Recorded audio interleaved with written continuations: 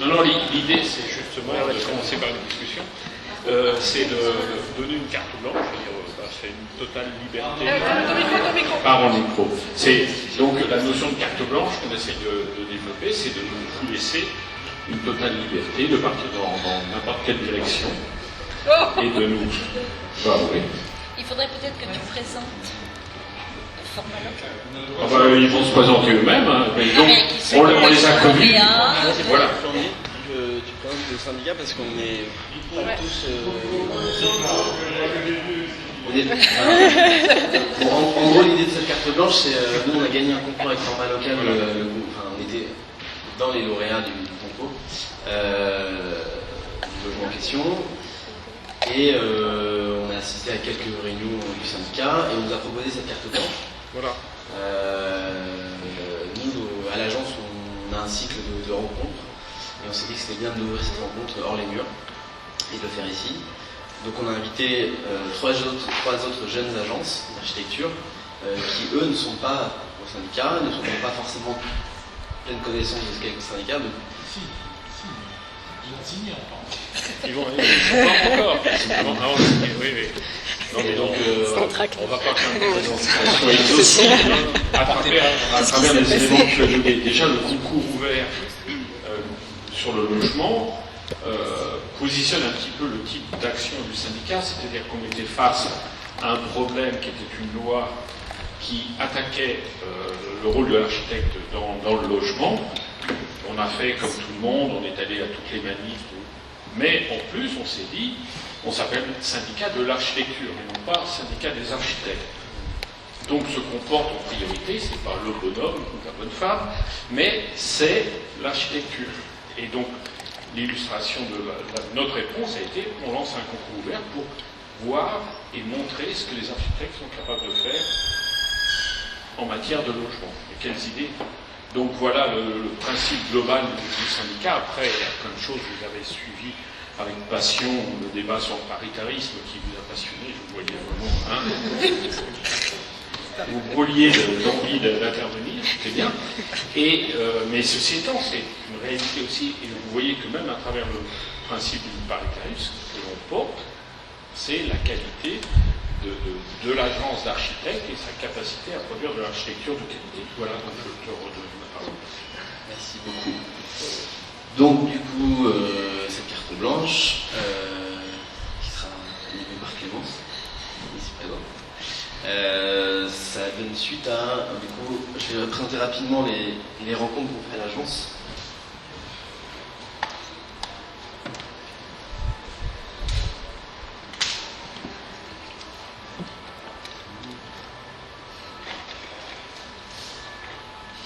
Contrôle-P.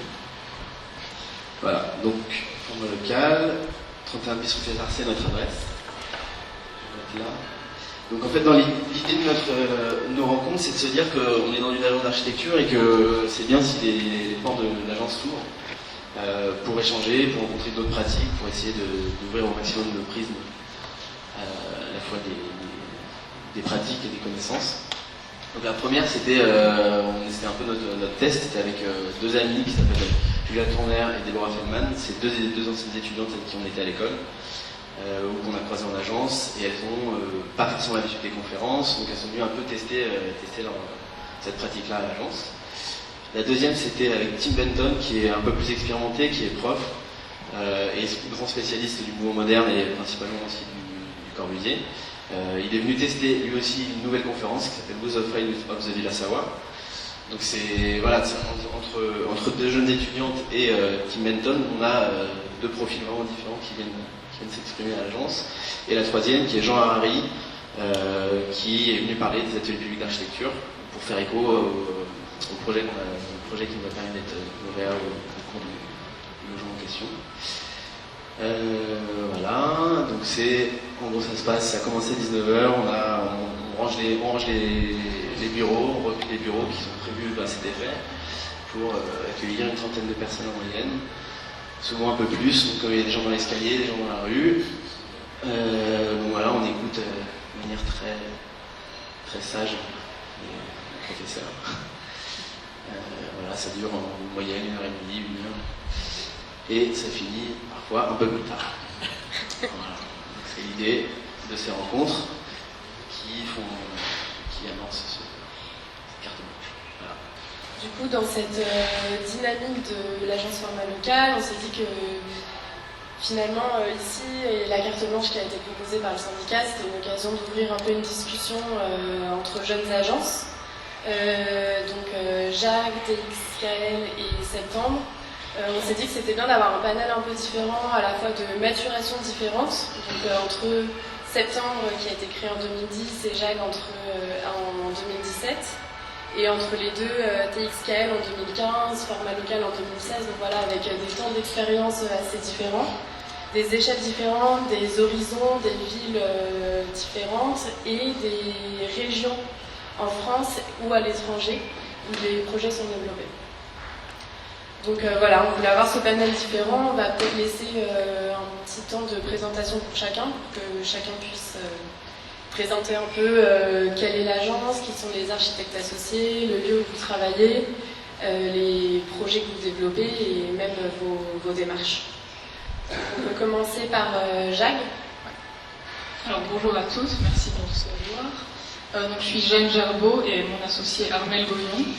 On a créé l'atelier Jacques il y a 2 ans, après avoir travaillé chacune 4 ans dans des agences d'architecture. Donc au bout de 4 ans, on s'est dit qu'on avait envie de monter notre propre structure. Avant de faire ça, on a eu envie d'aller réfléchir à quoi ça pourrait ressembler. Donc on est parti à Lisbonne pour être dans de bonnes conditions. On est parti 3 mois faire un grand workshop toutes les deux, à se poser les bonnes questions, savoir quelle pouvait être la structure juridique de l'agence, sur quel projet on avait envie de travailler, etc. Suite à ça, on est rentré à Paris avec l'idée qu'on avait envie de continuer les pratiques sur lesquelles on avait travaillé dans nos agences, à savoir travailler sur des projets urbains et des projets architecturaux et mêler un peu ces 2 échelles. Donc ensuite on est rentré à Paris, on s'est dit qu'on avait besoin d'un local adapté pour travailler, vraiment dédié à notre travail. Donc on s'est renseigné sur la plateforme de Plateau Urbain qui loue des bureaux de manière temporaire. On a suite à ça intégré la Halle Papin qui est à Pantin et qui rassemble tout un tas de métiers différents, des artisans, des artistes, qui nous a permis de faire connaissance avec tout un tas de métiers variés et d'entamer certaines collaborations. Maintenant, depuis 1 an, on est toujours dans le réseau de Plateau Urbain, mais dans le 18e. On a trouvé des bureaux un peu plus grands, un peu plus adaptés à notre profession, et ce qui nous permet de rencontrer encore des nouvelles pratiques, des graphistes, etc.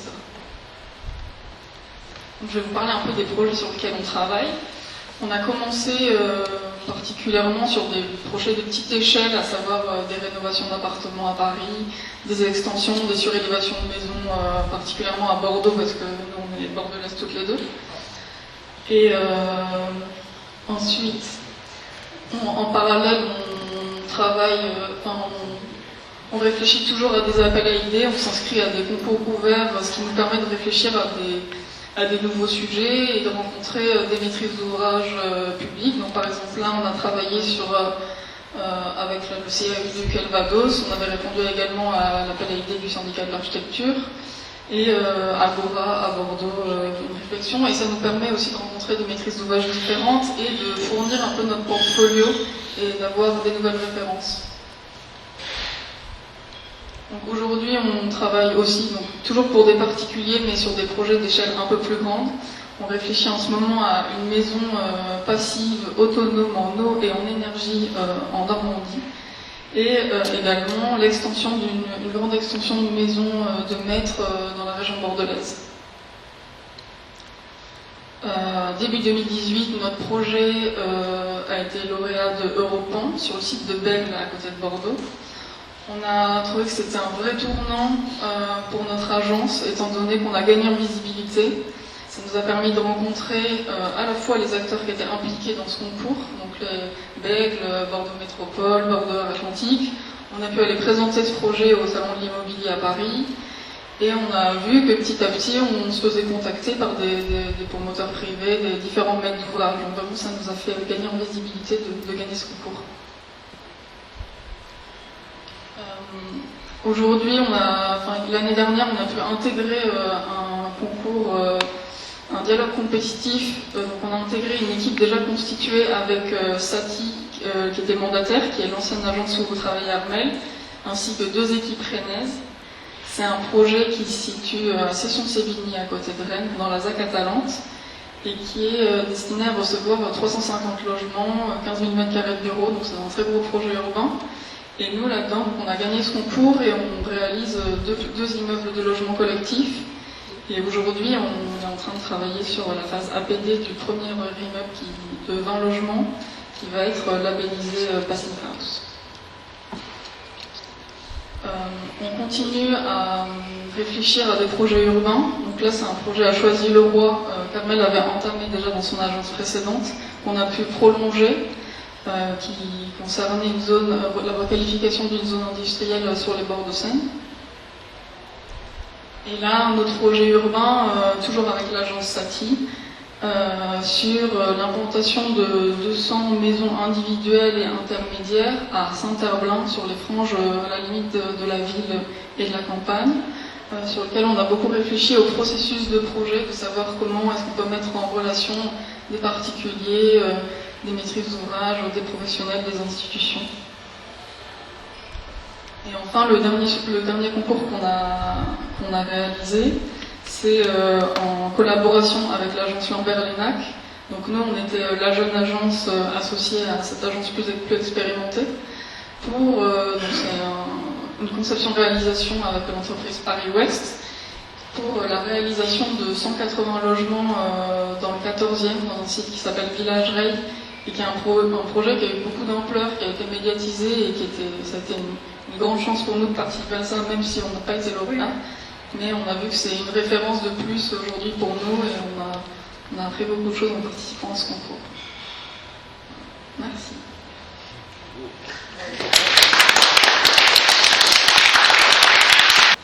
On peut continuer avec septembre. Ah, c'est septembre, ok. Représenté par Samy, Amélie, je pense. Alors, nous, c'est l'agence Septembre. Du coup, c'est Lemia Belkaïd et moi-même. Et en fait, on est 2 aujourd'hui, mais on est un peu plus nombreux que ça. On est 5. Donc, il y a Emilia Jensen complètement à gauche, Lemia Belkaïd qui est là, moi je suis au milieu, Lina Lagerström qui est suédoise et Dunia Angouche qui est germano-marocaine. Donc, on est en gros 2 Tunisiens, 2 Suédois et entre les deux, germano-marocaine. Ce qui est marrant, c'est qu'on s'est tous rencontrés en Erasmus à l'école de la Villette. C'est vraiment dans les couloirs, et c'était pour des démarches administratives. Et nous, les Tunisiens, on était tellement subjugués par l'efficacité de l'administration française, alors que les Suédoises étaient complètement dépitées par ça. Et on s'est dit, ah tiens, c'est intéressant, il y a un moment qui est assez intéressant. Et on s'est dit peut-être que c'était vraiment la première ébauche de septembre. Je pense que c'était ça. Après, on a vraiment continué à rester en contact, on a essayé de faire des projets ensemble. Donc ça a un peu commencé en 2010. Et toutes ces origines en fait sont un peu cristallisées dans notre logo drapeau qui est là, qui est un peu bigarré et qui représente un peu tous les pays d'où on vient, plus le pays qui nous a accueillis, dans lequel on est en train de faire notre vie et on est en train de faire notre agence. Donc au fait, nous, on est un peu les enfants de la crise parce qu'on s'est formé en 2010 et on était en plein, on nous disait c'était mieux avant. On était la première génération à faire la HMO, c'était que ça le discours, on était un peu dépités. Et on s'est dit, on s'embarque quand même là-dedans. Et la première chose qu'on s'est dit, c'est qu'il faut vraiment qu'on sorte du milieu vraiment complètement parisien ou francilien et essayer d'explorer d'autres choses, à la fois par nos parcours, parce qu'on est à la fois architecte d'intérieur et urbaniste aussi, donc on a un peu toutes ces compétences-là. On s'est dit déjà qu'il ne faut pas qu'on soit vraiment spécialisé vraiment dans juste quelque chose, mais qu'on allait s'affranchir de tout ça, et aussi explorer peut-être les pistes dans nos pays d'origine, donc la Tunisie, le Maroc, la Suède. Là je fais un peu vite, donc moi je ne vais pas présenter tous les projets, c'était plutôt des démarches qu'on voulait montrer, donc voilà, ça nous a permis de travailler un peu dans des environnements différents, et du coup poser des questions différemment, peut-être. Qu'est-ce que la fenêtre en fait? Est-ce que c'est quelque chose qui cadre un paysage? Est-ce que c'est quelque chose qui nous protège en fait, d'un environnement qui est parfois un peu hostile, où il faut trouver un peu d'intimité? des questions de seuil et tout ça.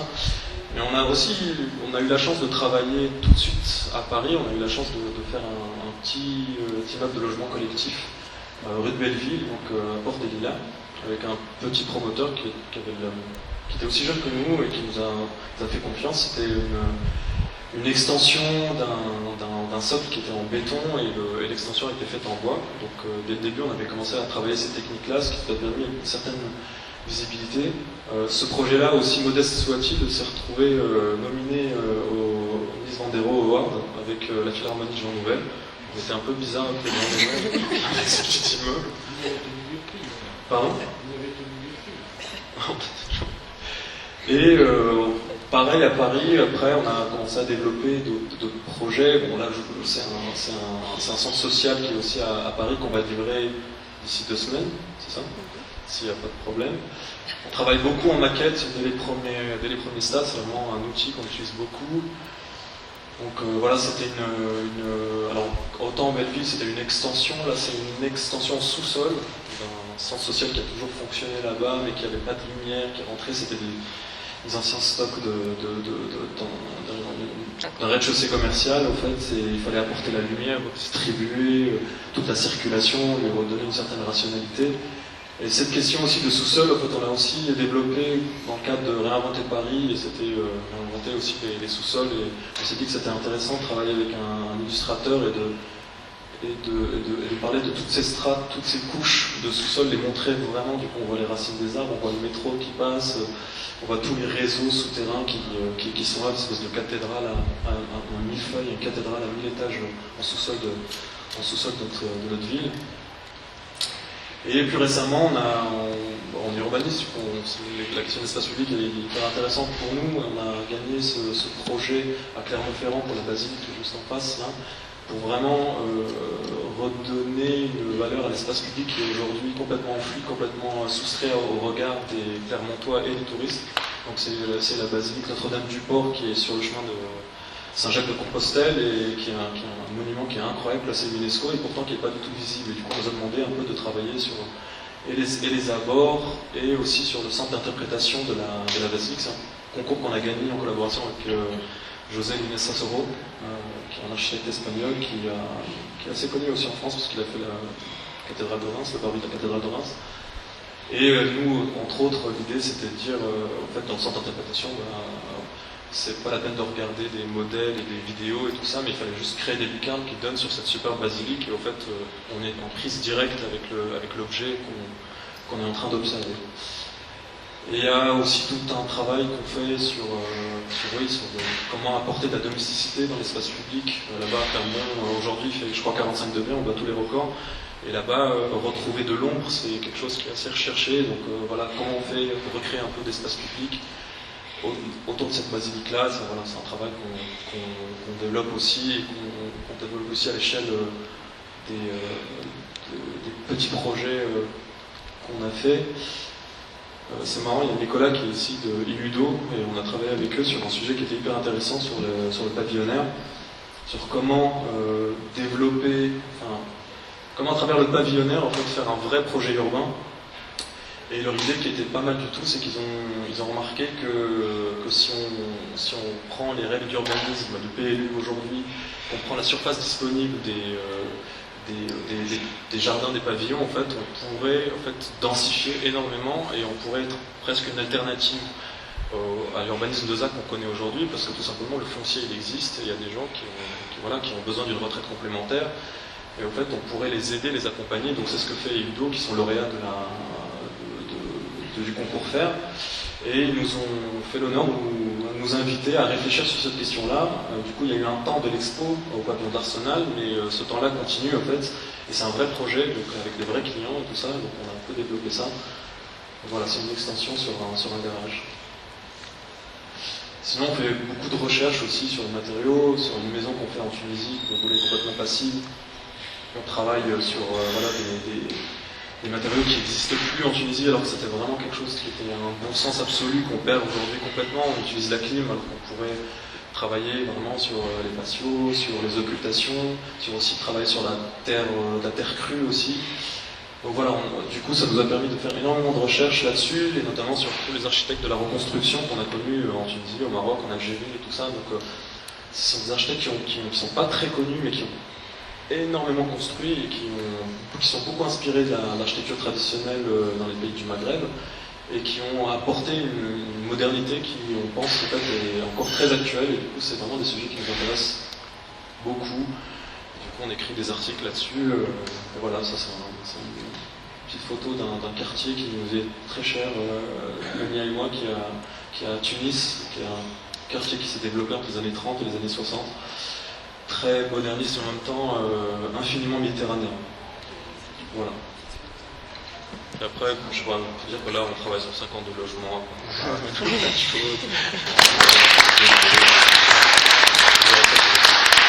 Donc Samy vient de terminer sur cette dimension de recherche qui fait bien la transition avec l'agence TXKL qui est associée, Myriam va bien nous raconter ça sur l'association entre l'agence et la plateforme licence de recherche. Ouais, je vais essayer de le faire bien. Donc bonjour à tous et à tous. Alors, il me manque un truc. Oui, c'est ça. C'est une espèce de téléphone. Super. Donc on est 4 associés au sein de l'agence TXKL. Alors tout à l'heure tu évoquais les dates de création de l'agence. C'est un peu particulier parce que en 2015 nous n'étions pas 4, on était 3 et Maya ne nous avait pas encore rejoints. Donc Étienne Chauveau, John Edom et moi-même avons commencé à collaborer à cette date-là. Et en 2017, en fait, on s'est retrouvés tous les 4. Et ce qui nous a réunis en fait dès le début, c'est que en 2015, en parallèle avec ce qui se passe quand des jeunes architectes quittent leur agence et se mettent en tête de monter leur propre activité, des petites opportunités de projets nous motivaient en tout cas à essayer d'explorer cette possibilité. Mais dès le départ, il y avait cette volonté de maintenir une activité de recherche, ou en tout cas de garder un pied. Peut-être c'était le syndrome des étudiants qui n'arrivaient pas encore à totalement quitter l'école. Mais on sentait en fait la nécessité, d'une manière ou d'une autre, de maintenir cette activité-là, sans faire de doctorat, parce qu'à ce moment-là, en tout cas, on n'en avait pas particulièrement envie. Et une particularité aussi, c'est... Ah mais ça c'est juste une photo de l'agence cette semaine. On m'a dit qu'il en fallait une. Voilà, c'est pas très bien. Mais donc en fait on a commencé en mettant en place ce qui initialement était une espèce de collectif de réflexion, de collection et de diffusion de contenu qui avait trait aux métropoles du Sud. C'est assez rigolo pour moi d'écouter ce que vous disiez Septembre sur votre équipe. Au final, on s'y reconnaît assez, c'est-à-dire qu'on est... donc je suis moi-même franco-algérienne, on a un anglais et 2 français donc, dans l'équipe, mais avec beaucoup de nos camarades qui aussi sortaient en fait en 2013 de l'école. On expliquait bien qu'il n'y avait pas de travail. Il y avait une même volonté en tout cas de s'intéresser à des contextes où en fait, il n'existait pas le luxe du gaspillage pour nous n'avait pas de sens, et en l'occurrence c'était des pays émergents, en tout cas des métropoles en voie de développement. Et donc on a monté une plateforme de recherche à cet effet qui organise des ateliers avec des écoles en Afrique et en Asie, qui est engagée dans un cycle de recherche justement sur la question du logement contemporain en Afrique, et qui nous permet un peu de développer en fait tout un travail de recherche qui n'est absolument pas pris en charge par nos maîtrises d'ouvrage, en tout cas que ce soit en France, dans la loi MOP, il n'y a pas de volet recherche qui soit financé, et à l'étranger, n'en parlons pas, c'est absolument pas ni une priorité, ni quelque chose qu'on arrive en tout cas à valoriser au niveau de notre devis. Et donc on le fait un peu prendre en charge par cette plateforme qui a un but non lucratif. Et je commence par ça parce qu'au final c'est un peu c'est une plateforme tournante pour les projets de l'agence, en tout cas ceux dont je vais vous parler aujourd'hui. Alors notamment on a eu assez tôt accès à une commande conséquente à Alger de 160 logements avec des bureaux et des commerces, et ce qui n'est absolument pas une échelle de projet à laquelle on a accès en France, naturellement, et en tout cas absolument pas en tant que mandataire. Et ce qui était assez particulier, c'était que pour la première fois, on avait face à nous donc une commande assez concrète et pharaonique aussi en termes de surface de logement. Donc il faut savoir qu'on a entre 20% et 25% de surface en plus à typologie légale, donc on se retrouvait avec des formes qui étaient extrêmement massives. Ça se reflète dans les logements collectifs aujourd'hui produits dans ce pays, avec énormément de logements qui sont dans des vis-à-vis de 10 mètres et qui montent sur 30 étages. Donc on avait un peu cette contrainte qui était non négociable de voilà tant de logements, il faut les faire tenir. Et à vous de nous démontrer que vous pouvez le faire autrement qu'en extrudant des cubes en vis-à-vis. Donc on a essayé de travailler avec des choses extrêmement massives, mais taillées de manière à avoir uniquement des logements à double exposition et qui dégagent aussi un espace public en fait au centre de la parcelle, ce qui était évidemment ne faisait pas partie de la commande, était aussi en fait toujours un point de conflit avec la maîtrise d'ouvrage. Et c'est à nous un peu de trouver en fait des arguments pour redonner droit à la ville et redonner droit en fait à des espaces qui sont privés, mais où il n'existe pas d'espace de financement public en fait pour ce type d'espace actuellement. Donc on fait aussi un peu de logement collectif en France. Donc là c'est 12 logements, donc c'est une autre échelle. C'est avec un petit promoteur à Nanterre. Et là encore, c'est un autre type de contrainte, parce que les contraintes existent toujours, mais elles sont de nature différente. Là, c'est plutôt, je pense qu'on se confronte un peu tous à ça, des PLU de zones pavillonnaires, où on essaye de densifier en zone pavillonnaire. En tout cas, le promoteur a envie de densifier en zone pavillonnaire, mais on essaie de le faire de manière un peu différente. Et de quelle façon est-ce qu'on peut produire du logement dans ces conditions-là? En France, on fait aussi de l'urbanisme, et notamment on réaménage les espaces publics de la ville de Vernon. C'est une suite Europan.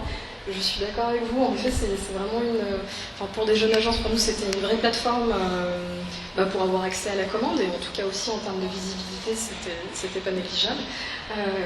Et cette question de l'espace public, on la retrouve aussi dans notamment un projet dont je vais vous parler un petit peu plus en détail, qui au final résume notre démarche dans l'ensemble, qui est un centre culturel en Birmanie. Là encore, en fait, c'est une opportunité de projet qui est directement issue de l'activité de recherche qu'on a développée à côté de l'agence, qu'on mène en collaboration avec François Le Pivin et une agence birmane qui s'appelle Statement.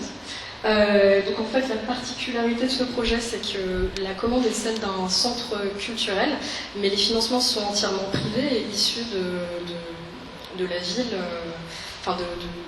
de particuliers et de professionnels, donc des dentistes et des petits entrepreneurs de la ville qui se sont réunis en fait pour financer cet équipement. Mais le problème, c'est que du coup, il faut que ça soit autonome. Donc derrière, il n'existera pas de financement public pour entretenir cet équipement. Donc on se retrouve en fait à devoir programmer aussi quelque chose qui est un centre commercial et culturel. Donc, culturel et commercial. En tout cas, il y a du commerce là-dedans. Et aussi, là encore, toujours cette idée de nous sommes sur une parcelle privée, il n'existe pas d'espace public, il n'existe pas non plus de politique publique de financement de ce type d'espace. De quelle manière est-ce qu'on peut essayer de dégager au sein d'une commande privée une marge en tout cas d'espace public ou de pratiques partagées de la vie. Donc on l'a fait en faisant en sorte que le bâtiment puisse être traversé à travers cette espèce d'escalier. Et en gros, en jaune, on a à peu près 40% des programmes qui sont concrètement culturels, et le reste sont des surfaces commerciales, que ce soit des marchés ou des espèces de petits étals de marché. On a de quelle manière est-ce qu'on fait une bibliothèque dans une toute petite ville où justement il n'existe pas actuellement de bibliothèque municipale, et il n'y a pas vraiment de pratique en tout cas acceptée. Enfin, personne ne va aller louer de livres, donc de quelle manière est-ce qu'on peut essayer de trouver un programme qui réunit ça? On a essayé de mettre en place des systèmes de tea library, donc on prend le thé, on lit un livre, donc on consomme, et en même temps consomment de la culture entre guillemets. Donc ce projet est en chantier actuellement. Je ne vous montrerai qu'une seule photo parce que sur les autres photos on voit que les ouvriers sont tous en claquettes, mais on est très vigilants sur la sécurité. Tout le monde porte un casque et c'est le premier projet en construction neuve dont on est architecte et qui est lancé en chantier. Donc on est très content et on a très peur puisqu'il sera livré fin décembre. On espère que ça ressemble aux images. Voilà. Et voilà. Mais en tout cas, juste en conclusion, c'est vrai que c'est un exercice assez difficile d'essayer de présenter son activité parce que quelque part on raconte une fiction d'une histoire aussi a posteriori de qui nous sommes. Mais c'est vrai qu'on a le sentiment que le temps et l'investissement qu'on a mis dans un travail qui au final n'est absolument pas rémunéré. Donc on a passé énormément de temps en fait à travailler gratuitement pour mettre en place toutes ces choses. En tout cas ce travail de recherche aujourd'hui à la fois nous apporte de la commande, mais aussi nous a donné la possibilité d'enseigner, notamment Maïane Emeta enseigne l'architecture à Marseille. Aujourd'hui, j'enseigne la planification urbaine dans les villes du Sud à l'EPFR, et on a le sentiment que c'est grâce à ce travail qui semblait une perte de temps qu'on a pu avoir accès à ces choses. Donc voilà, merci.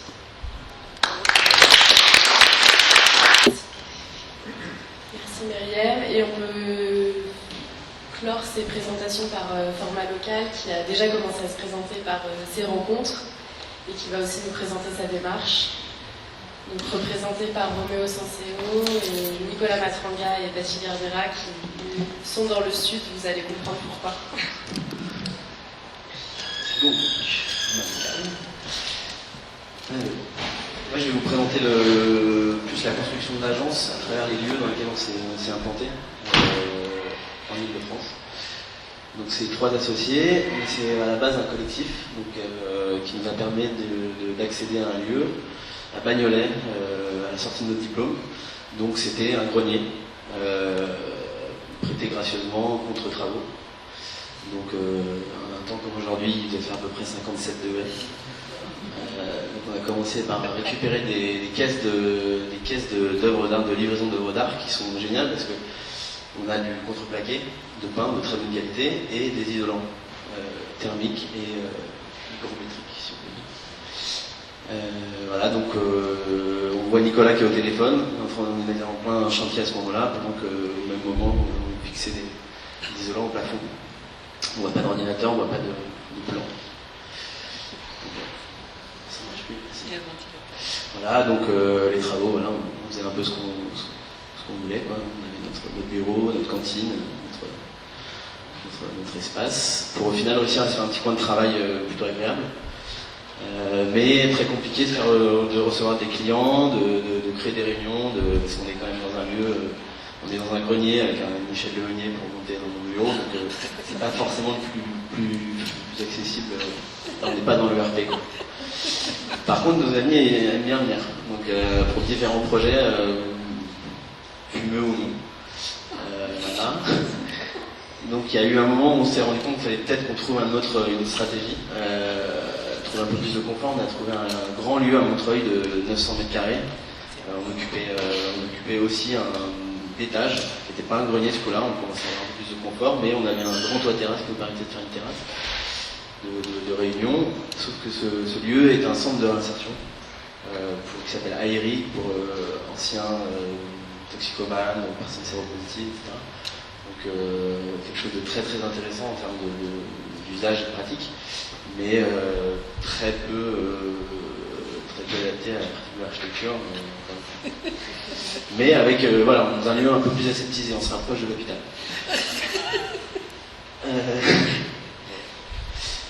Donc on a essayé de trouver un lieu, on a trouvé enfin un endroit pour nous, à rue Fessard à Paris, dans lequel on a eu aussi dû faire des travaux pendant 6 mois. On y allait de 20h à 23h et les week-ends. C'était une manière pour nous de répondre à notre précarité, c'était de passer du temps et de ne pas dépenser d'argent, mais beaucoup de temps, beaucoup de sueur, pour réussir à avoir un lieu plutôt agréable. où là, les clients, on n'a pas besoin de leur dire de venir, ils rentrent tout seuls, parce que voilà, c'est un bureau qui est plutôt joli, qui est sur le trottoir. Mais c'était pas le but principal. Le but principal, c'était de trouver un lieu pour s'ouvrir sur la ville et avec une vieille idée qui était celle de faire des ateliers publics d'architecture, d'ouvrir l'agence sur des séances plutôt publiques, ce qui nous permet de côtoyer. Et donc là, je prends juste deux projets, donc un projet à Paris. Parce que ce que je dis pas ici, c'est qu'en fait, on a un autre bureau qui n'est pas le nôtre, qui est au Pays Basque. Parce qu'en fait, on est 70% de notre activité est en co-traitance avec un architecte basque, qui fait ce qu'on pourrait appeler du parrainage, qui est en fait l'ancien maître de stage de Pachi, avec qui il a gagné des concours, avec qui ça s'est très bien passé, qui lui a proposé du boulot en sortant de l'école. Pachi lui a dit non, écoute, là je monte une agence avec des amis, si tu veux qu'on travaille ensemble, ça sera par ce biais-là. Donc voilà, au Pays Basque. Donc un projet à Paris, on est sur une échelle, là c'est un grand appartement, mais c'est un appartement à Paris, on est plus sur de l'architecture intérieure, on modélise des volumes. C'est très très intéressant à faire. Ce projet-là, cette porte à gauche, c'est nous qui l'avons fabriqué pour composer nos honoraires. Voilà, à titre d'exemple, dans notre atelier de Bagnolet, on fabriquait ce genre de choses. C'est révélateur de... En opposition, les projets qu'on a au Pays Basque, un village d'artisans, on est sur des plus gros budgets, des plus grosses surfaces, on fait de l'espace public, on fait de l'architecture, on intervient on réagit avec des promoteurs, on réagit avec des comités de communes sur qu'est-ce qu'une ZAC, on leur donne notre point de vue là-dessus. Voilà. Et on travaille pour, je crois qu'il y a aujourd'hui 15 ateliers. 15 artisans, 15 structures, donc voilà un échange assez intéressant. Donc notre problématique aujourd'hui c'est ça. On est entre Paris et Bayonne.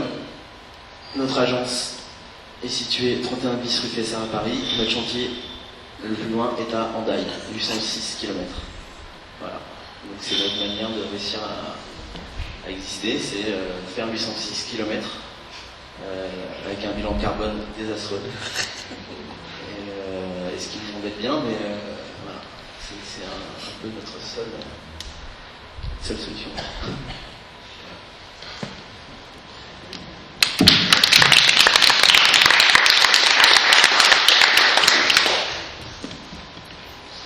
Alors du coup, Myriam t'a bien dit un peu, merci à tous d'avoir raconté cette fiction du départ de l'agence à aujourd'hui. Et peut-être pour revenir un peu sur le point de départ de la création de votre structure, comment vous pourriez un peu raconter l'idée que vous vous êtes fait de votre création au départ, qu'est-ce qui vous a donné en fait l'envie de vous lancer? Vous avez parlé de contextes différents, d'un contexte de crise à une opportunité de projet ou de lieu. Et finalement, est-ce que les projets que vous développez aujourd'hui sont en adéquation avec l'idée que vous êtes fait au départ? Est-ce que vous remettez en question cette idée? Comment elle évolue?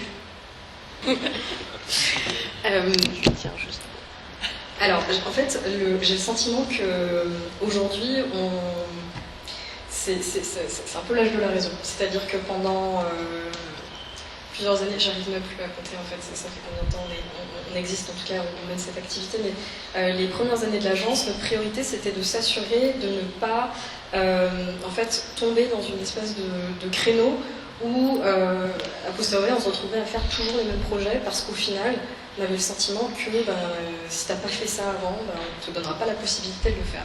Donc on s'est un peu battu, on a mis énormément de temps à essayer de convaincre les gens, à nous donner à faire des choses qu'on n'avait jamais fait, qu'on ne savait pas faire, mais mentir d'arrache-pied pour dire qu'on était extrêmement compétents en la matière. Et je défends bec et ongle la philosophie du mensonge pour les jeunes agences, parce que je ne vois pas comment on peut faire autrement. Je sais pas comment en fait, mais voilà. Et je pense que maintenant on se décomplexe beaucoup d'ailleurs par rapport à ça. Et le problème c'est qu'on se rend compte qu'en fait ces projets qu'on a très envie de faire, c'est pas les plus rentables. Et c'est pas ceux qui nous permettent d'exister en tant qu'agence, c'est pas ça qui nous permet de nous payer, et de payer notre masse salariale, entre guillemets, masse c'est un grand mot, mais bon, voilà, en tout cas, les gens avec qui on travaille.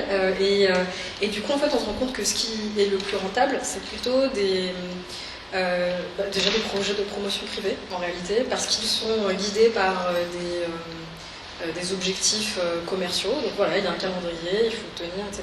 Tandis que quand on travaille par exemple sur des équipements ou sur des projets qui sont financés de manière plus collective par des communautés, etc., ça prend beaucoup plus de temps.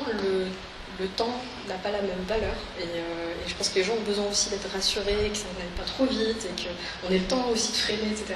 Et donc c'est extrêmement frustrant de se dire qu'on ne peut pas exister, ou en tout cas on ne peut pas faire tourner notre agence que sur les projets qu'on aimerait faire. Et on est obligé d'essayer de chercher à se développer aussi sur des choses. Alors ça nous intéresse de travailler aussi sur du logement en promotion immobilière, mais on sait très bien qu'au fond, on va être beaucoup plus contraint en termes de... Le déploiement de l'appareil théorique va se faire de manière plus contrainte. Ce que tu dis, c'est un rapport au temps, en fait. C'est que le temps de ta pratique idéale, elle n'est pas rémunératrice, et donc du coup, là, elle serait au maximum. Justement pour rebondir, nous la question dès le début, on a passé beaucoup de temps à chercher une solution pour avoir accès à la commande et trouver des projets et avoir l'opportunité de faire des projets tout sans suivre forcément le chemin classique parce que tout simplement on ne pouvait pas le faire. On a très vite compris que avoir accès à la commande publique, tout le monde, je pense que les jeunes agences, on commence, on a envie de répondre à des marchés publics, à faire des crèches, des écoles, des équipements, des logements, etc., des logements sociaux, évidemment. Et finalement, on a très vite compris que, en fait, c'était pas pour nous, en tout cas à cette époque, quand on a commencé à travailler ensemble.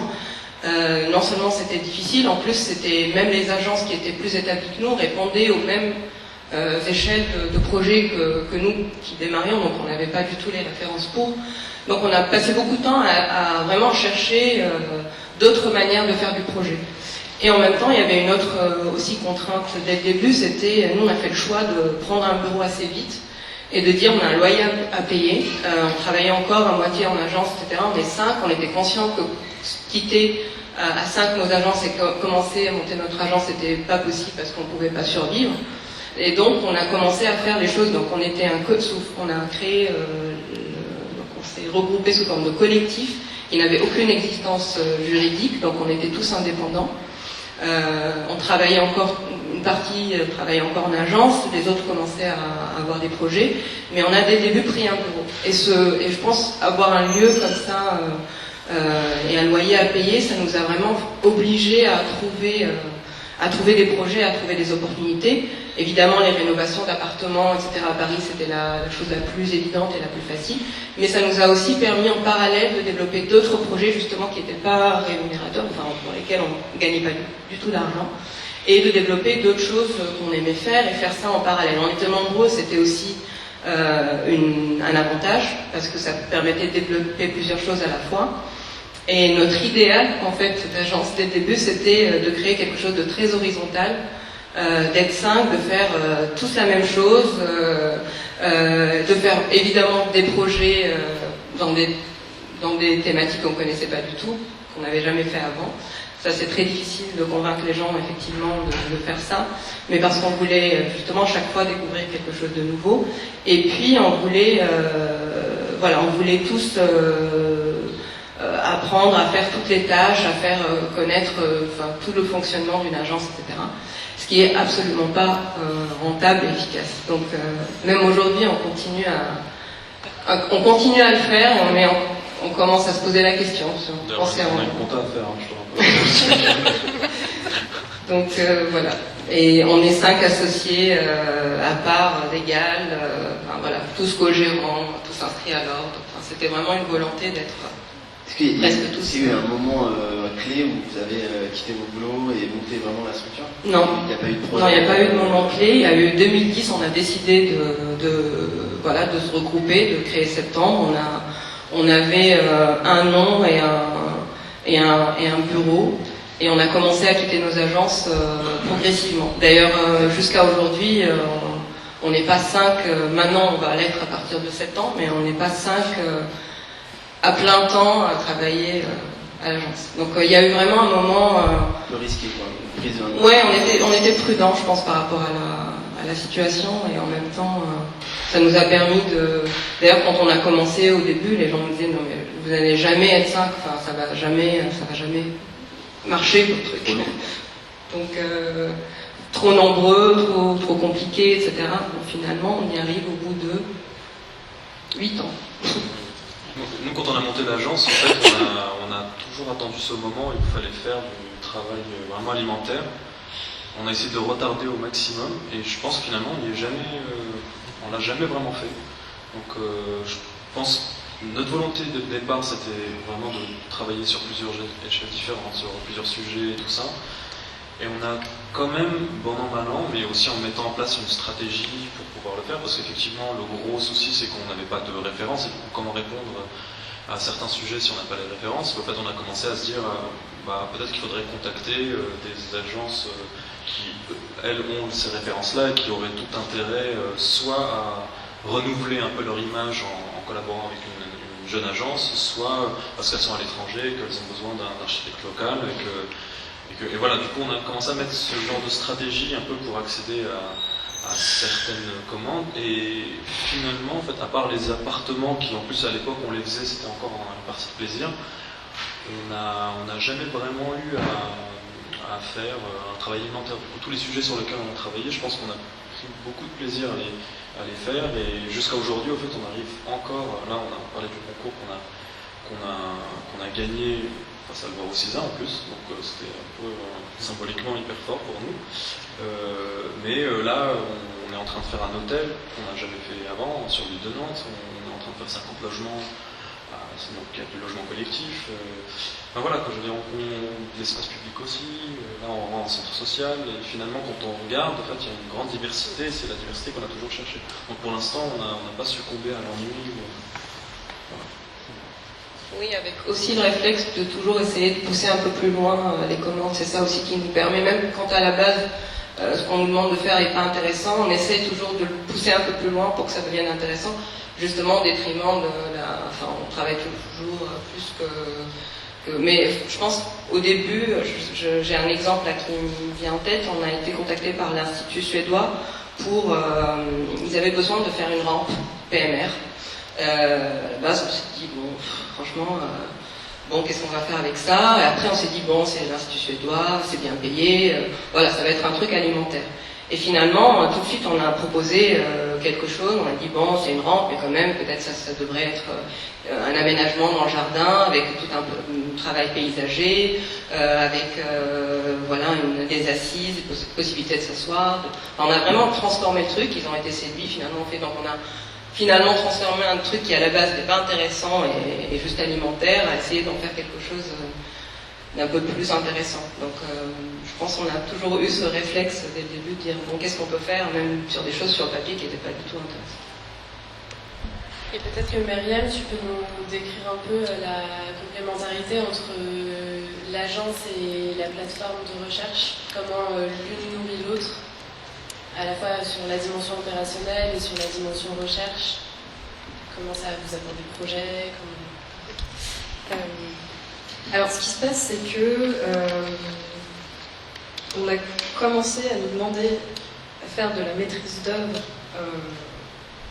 gratuitement à travers la plateforme de recherche qu'on avait. Donc on a expliqué qu'en fait on ne faisait pas de travail gratuit. Et du coup, en fait, tout ce qui était maîtrise d'œuvre devait être mené par une agence d'architectes.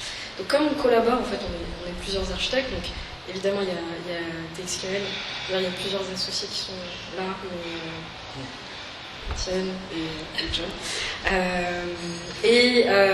Mais en fait, on travaille avec d'autres architectes. Et ce qui se passe, c'est qu'on fonctionne en fait en commission de projet. Donc, il y a des responsables différents. Donc, en fait, si une opportunité de projet est générée par un travail particulier, les personnes qui auront investi du temps et auront géré ce projet récupèrent ce projet. En fait, c'est un peu une espèce de mise en commun de temps et de ressources pour de la recherche, mais si ça génère du travail, en tout cas de la maîtrise d'œuvre, ben, ça va à l'agence, et il se trouve qu'on est quand même plusieurs en fait, à avoir nos propres activités au sein de Blue South, ce qui permet au fond de redistribuer un peu ces choses-là, mais aussi c'est une question de réseau. À mon sens, on a peut-être plus développé notre réseau à travers ça, parce qu'en fait, c'est peut-être pas très étonnant, mais les gens nous ouvraient beaucoup plus facilement la porte quand on leur demandait pas d'argent et qu'on proposait quelque chose. C'est-à-dire que on a pu avoir accès exposer à la biennale, la triennale de design d'Istanbul, et suite à ça, on a commencé à collaborer avec les ateliers Luma, et aujourd'hui, on commence à on a pu aussi travailler à l'occasion de la triennale de Milan, et donc en fait, ça, c'est des lieux de visibilité auxquels on n'avait pas accès avec notre jeune agence qui vaut ce qu'elle vaut et qui, en tout cas, va avoir plus de difficultés à exister dans ces espaces-là. Mais à travers notre activité de recherche, on mettait un peu le pied par la porte, et si nous connaissent notre agence. Donc ça, c'est une façon de le faire. Et après, suite à ça, c'est aussi développer une expertise, en tout cas quelque chose qu'on arrivait à la fois à mettre à profit au sein des projets, mais aussi à vendre, ou en tout cas à faire valoir aussi auprès de la maîtrise d'ouvrage. Donc dans la mesure où on essaye aussi de développer notre activité en France, mais aussi à l'étranger, la crise, ça va, ça vient, on sait très bien que on en a traversé une en France, aujourd'hui ça va un peu mieux, on parle d'une prochaine crise qui va arriver bientôt, et puis on travaille aussi en Algérie, en ce moment c'est compliqué, mais du coup en Birmanie ça va, et donc du coup en fait l'idée c'est d'essayer de se positionner dans des contextes un peu différents. On aimerait bien prendre pied en Angleterre par exemple, étant donné qu'on a un associé qui est anglais, donc en fait on essaye de développer une stratégie d'expansion internationale, sans se dire une agence internationale c'est forcément une grande agence et que maintenant ils font des grands concours internationaux. C'est aussi peut-être une démarche à notre échelle de se positionner dans plein de contextes différents. Mais du coup, moi je trouve que c'est aussi un peu révélateur. Il y a sûrement une envie d'aller à l'étranger, d'aller chercher du travail aussi ailleurs, parce que voilà, c'est quand même hyper agréable. Mais c'est aussi révélateur que le boulot dans le coin, en tout cas en Ile-de-France ou en France, c'est très très très très très compliqué quand on est une jeune agence. Et qu'on est obligé de passer par des stratégies comme celle-là, qui sont quand même pas simples, dures à mettre en route, qui coûtent beaucoup d'argent, pas forcément très écologiques. Donc plein de non-sens dans ces pratiques pour pouvoir au final répondre à l'idée première de notre métier, qui est quand même d'améliorer le quotidien des gens, de proposer une utilité publique, quoi. Et c'est quand même, nous à l'agence on trouve ça quand même assez alarmant, et on se demande quelle est l'issue, quoi, parce qu'on y passe du temps, on y dépense beaucoup d'énergie, d'argent, de tout, pour faire de l'architecture, pour essayer de faire de l'architecture. Et ça, on ne nous a pas confronté à ça une seule seconde pendant nos études. Un petit peu un schéma, un petit peu. Mais voilà, c'est quand même, moi personnellement, je trouve ça dramatique. Si je peux rebondir là-dessus, nous, le constat qu'on fait aujourd'hui, nous ça fait 2 ans qu'on existe, mais on a réussi à se positionner sur des concours de grande ampleur, parce qu'il y avait une mention qui avait été dans le contrat pour qu'on soit jeune pousse et qu'il y ait une agence confirmée qui soit accompagnée d'une jeune agence. C'est comme ça qu'on peut construire 50 logements dans une ZAC à Rennes. Par contre, quand on fait des candidatures pour 10 logements intermédiaires en Ile-de-France, il faut 3 références similaires de moins de 3 ans et un chiffre d'affaires qui dépasse tant, etc. Et donc du coup, nous, on est complètement bloqués sur ces appels d'offres. Là, alors qu'on a en capacité d'accéder à des marchés qui sont beaucoup plus importants, à condition d'être avec des actes confirmés. Et pour l'instant, on a eu de la chance parce que mon ancienne agence et des agences nous ont rappelé sur ces formats-là. Mais toute seule, nous, on a des difficultés à accéder à la commande sans qu'il y ait ce paramètre-là qui rentre en compte.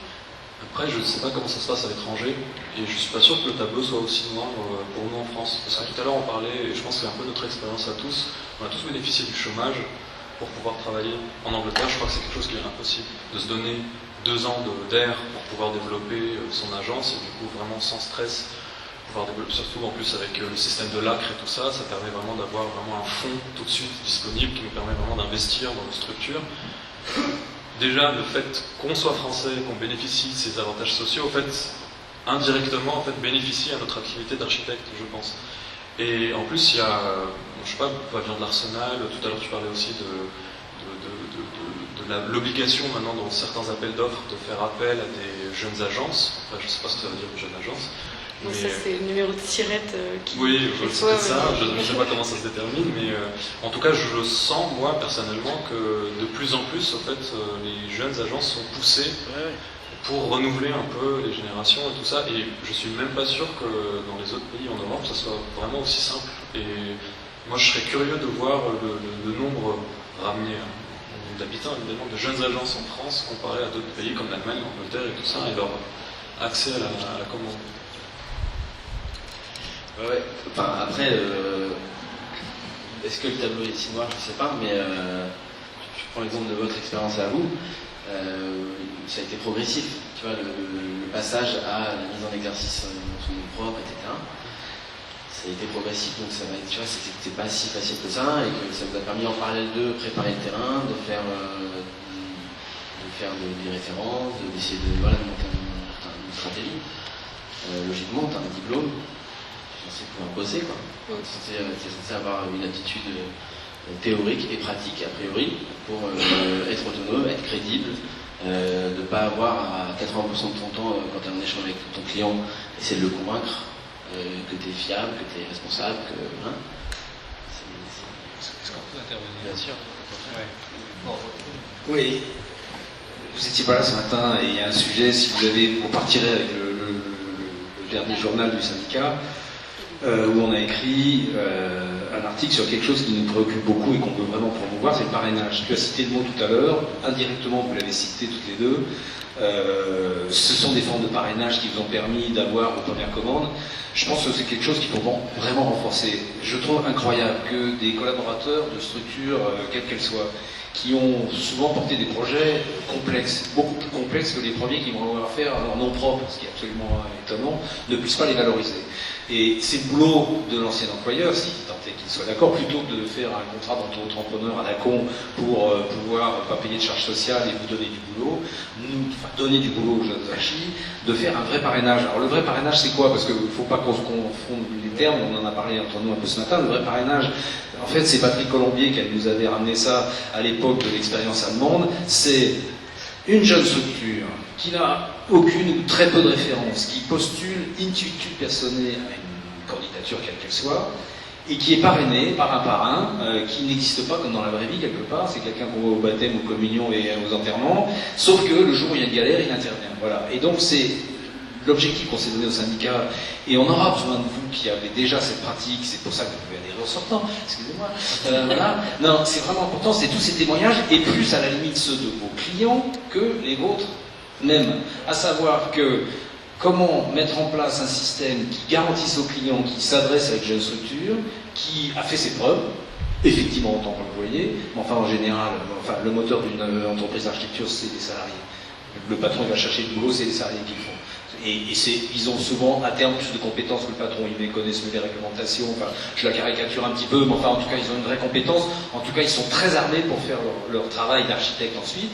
Et ce contrat garantit au client qu'en cas de coup dur, il va faire appel au parrain. Alors c'est un peu lourd comme travail, si ça vous intéresse vraiment, ce serait sympa que vous y participiez en tant que grand témoin, parce que ça implique évidemment la MAF, qui la MAF assure-t-elle? C'est vous, c'est la jeune agence qu'elle doit assurer. Mais on doit trouver le système de relais du parrain en cas de coup dur. Qu'est-ce que c'est qu'un coup dur? À quel moment il intervient? Normalement, il n'y a aucun honoraire, touché par le parrain, c'est la moindre des choses, et la totalité de la mission est menée par le petit filio. Voilà. Et vraiment, aujourd'hui, c'est bien que j'ai bien entendu ce que tu dis, et c'est vachement bien de le dire aussi, parce que c'est vrai qu'il y a une politique en France vraiment de promotion de la jeune architecture, et moi le vieux con, même par moment, putain ça me gonfle un peu, parce que c'est le panachage, c'est le local, le national, et puis le jeune local ou pas local d'ailleurs. Voilà. Et ça produit d'ailleurs de très beaux mariages et de très belles opérations. Mais le système du parrainage, ce qui est important, c'est que le filleul est seul. C'est pas des mariages, c'est pas des associations. Parce que quand vous avez montré votre projet, la dernière opération, moi je sais pas ce que vous avez fait là-dedans. Je sais pas l'identifier. Est-ce qu'il y a une vraie partie de projet qui vous appartient? Est-ce que, enfin voilà. Et c'est une manière de continuer à noyer le poisson. Il faut plus noyer, il faut vraiment que les jeunes aient, on leur confie, en fonction des compétences qu'ils ont à l'évidence, garanties par un parrain. Pourquoi le parrain ferait ça? Pourquoi il accepterait ça?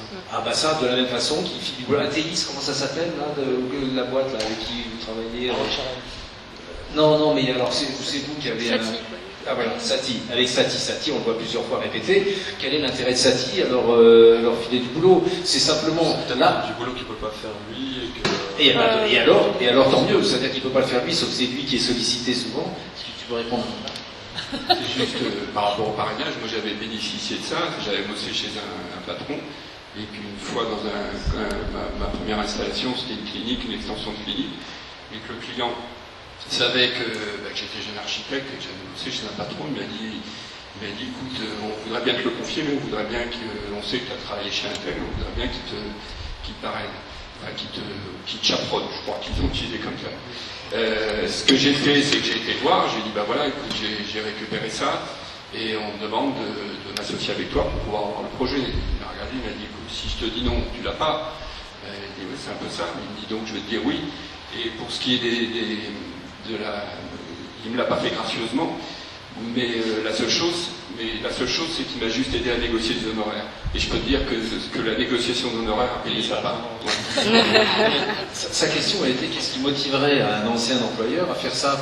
Ça s'appelle de la confraternité, ça s'appelle de la solidarité, ça s'appelle de l'amitié, ça s'appelle du respect, ça s'appelle de la reconnaissance, ça s'appelle de la transmission. Si ça ne suffit pas, je peux dire que tous les jours, moi c'est amusant, hier on était en conseil d'administration aussi. Je passe le micro, on était en conseil d'administration, il y a une fille qui est rentrée, qui sortait du bureau d'à côté, c'est une ancienne de chez nous qu'on parraine, et qui me dit, c'est authentique. Donc voilà, ça existe, ça marche, et c'est indispensable. Moi je pense. Mais il faudrait réussir à le cadrer. Ouais. Oui. Je pense qu'on est tous d'accord pour avoir une forme de parrainage pour des jeunes agences. Enfin, si vous me dites, sur tu peux commencer. Désolé, je veux juste répondre par rapport à ça parce qu'en effet, tu mentionnais le fait que vous avez travaillé avec d'anciens employeurs. En ce qui nous concerne, aucun de nos anciens employeurs nous a proposé ce genre de collaboration. On a collaboré avec d'autres agences plus établies, en effet, pour faire des concours ou des appels d'offres, parce qu'il faut, en effet, la petite jeune pousse, et donc c'est une obligation, et donc c'est bien d'être la jeune agence de service à ce moment-là, et on est très content de le faire. Mais est-ce qu'il peut exister des formes de parrainage qui ne soient pas uniquement dépendantes de relations d'anciens employés à employeurs? Est-ce qu'on pourrait imaginer justement des systèmes avec un bénéfice mutuel, parce qu'évidemment il faut bien que tout le monde y tire un bénéfice, où justement on pourrait essayer de mettre ça en place, parce que ça impose aussi une forme de vie d'agence où il faut travailler un certain temps chez quelqu'un qui va être suffisamment confraternel, plein de bonne volonté pour après accompagner cette jeune agence après. On connaît aussi que c'est pas la panacée, c'est une voie. Mais une voie qui me paraît indispensable et effectivement, elle n'existe pas, comme tu dis, excusez-moi, elle n'est pas cadrée aujourd'hui. Et elle n'est pas cadrée contractuellement. Il faut inventer le cadre contractuel. Dès lors qu'il existera, je pense sincèrement que ça se pratiquera et qu'il y a suffisamment d'exemples à travers toutes les agences de pseudo-parrainage. Alors l'auto-entrepreneur, c'est de la saloperie parce que finalement c'est de la sous-traitance, déguisée, tout ce qu'on veut, donc ça c'est pas bien. Mais enfin voilà, c'est une reconnaissance morale d'un architecte vis-à-vis de son confrère. Je suis désolé, peut-être je suis totalement idéaliste, je ne le crois pas parce que je le pratique, et si je le pratique, d'autres le pratiquent, et je sais que d'autres le pratiquent. Voilà, il y a un exemple là, et il faut le promouvoir, il faut aider. Moi je peux aussi témoigner, mais au-delà de ce que dit Olivier sur le devoir de transmission et puis la confiance dans le collaborateur auquel on est attaché et qui est un vrai... qui nous a apporté en tant qu'employeur énormément de choses, y compris dans l'architecture. Notre investissement, c'est quand même l'architecture. Donc, avoir appris à parler architecture et à faire de l'architecture à un jeune, ça nous pousse à le lancer. Mais ce que je voudrais ajouter à ça, et à ce que disait Olivier, c'est on peut nous aussi, employeurs d'une certaine envergure, y trouver un intérêt économique. C'est-à-dire que des projets particulièrement complexes, particulièrement petits, particulièrement peut-être peu rémunérateurs parce que chronophage en temps, en investissement, en type de réflexion intellectuelle, de la recherche, sont incompatibles économiquement et même dans les moyens à mobiliser, sont incompatibles avec le plan de charge du moment, avec une vie de l'agence. Je vais être encore plus vénal. Je vais être encore plus vénal parce que dans la question de la négociation des contrats, il est parfaitement normal qu'une jeune structure ait un taux journalier bien moins élevé qu'une boîte de 20, 30, 50 personnes. C'est un acte de concurrence, mais une concurrence loyale. Voilà. Et c'est dans l'intérêt aussi du maître d'ouvrage peut-être de payer moins cher, de prendre un petit risque, mais le risque, il est mesuré parce qu'il y a un parrain derrière. Donc voilà, il y a plein d'arguments pour promouvoir les jeunes architectes, dès lors qu'ils peuvent faire preuve d'une certaine expérience, j'insiste quand même là-dessus, hein, parce que et le parrain, c'est pas quelqu'un qu'on va chercher au marché dimanche, c'est quelqu'un de la famille, c'est quelqu'un qui est connu, il y a une question de confiance derrière ça. Donc, je ne rêve pas à un système où on pourrait trouver, oui, Franck, voilà, par copinage, un pseudo-parrain. Non, c'est un vrai parrain qui prend des risques. Hein. Le parrain, il prend des risques. C'est-à-dire qu'il est certain que le gars qui parraine, enfin l'équipe qui parraine, est fiable et qu'il ira au bout. Est-ce que vous ne pensez pas que les critères qui sont mis aujourd'hui dans les concours et les appels d'offres, où on oblige justement... Ça n'existe pas, ça. Non, mais concrètement, aujourd'hui, c'est-à-dire quand dans un appel d'offres, c'est-à-dire on oblige, on pousse à répondre dans un groupement avec un mandataire, mais avec un jeune pouce, c'est une forme de parrainage dans le temps d'appel d'offres. Celle d'Olivier est très originale parce que le parrain ne travaille pas. Il est là comme un paratonnerre. En cas de pépin, il arrive.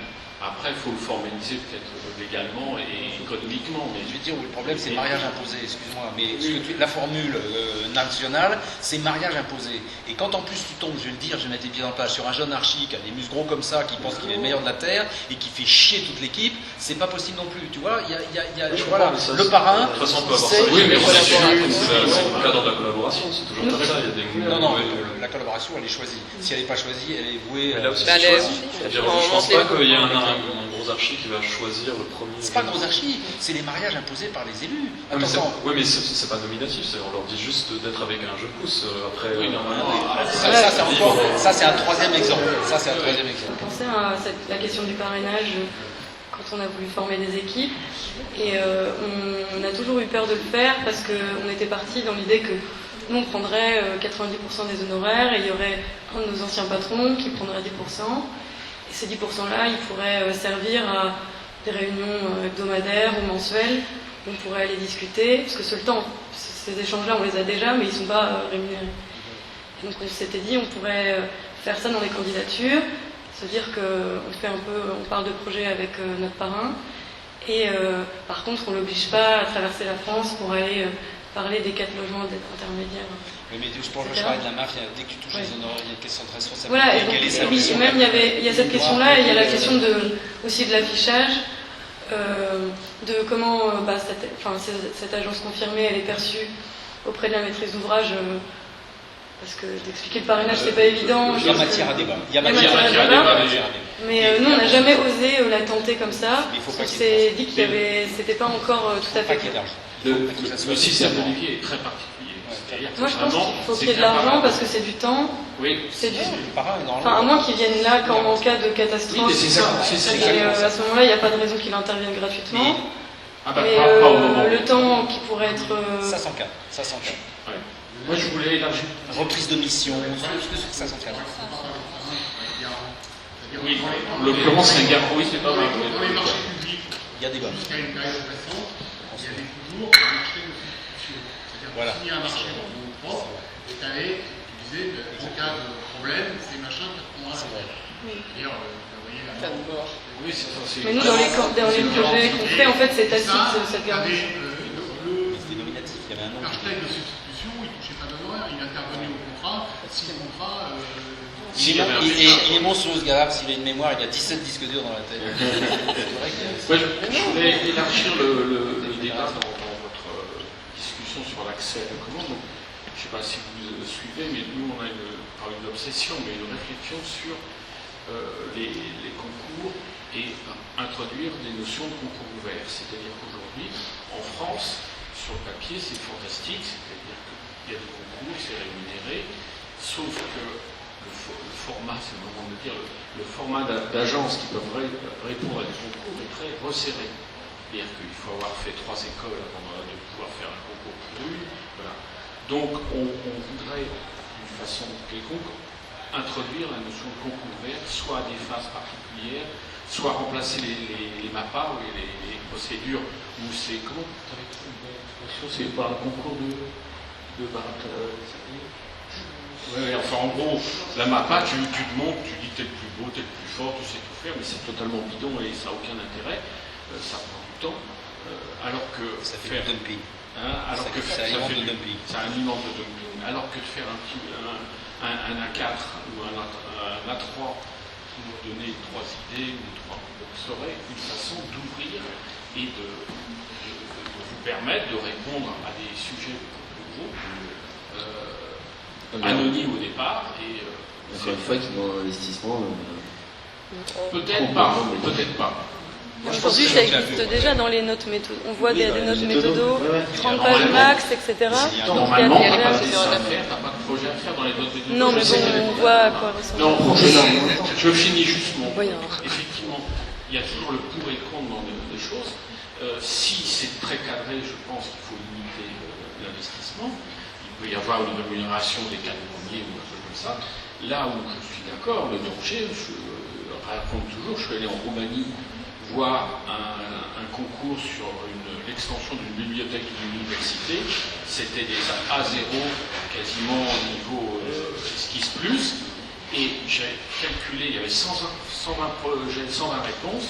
J'ai calculé la valeur des 120 réponses du travail des architectes était supérieure à la valeur du bâtiment à construire à la fin. Donc il faut arbitrer, mais est-ce que vous pensez que c'est une ouverture ou pas d'avoir des concours? Moi je pense. Moi je pense que c'est une question qu'il faudrait poser réellement, mais après il y a une autre question qu'il faudrait poser, c'est pourquoi on a abandonné ce système-là, parce qu'on l'avait avant en France. Je veux dire, les concours étaient ouverts, on a des grands. Il y a eu les grands concours, il n'y a pas eu, ça n'a pas été assez. Les grands. C'était dans les grands 85, il y a, dans les années 78, 85, 80, 70. Une des raisons de l'abandon, c'est la profession qui a dit on n'a pas à travailler pour rien, ce qui est cohérent. Et l'inflation là,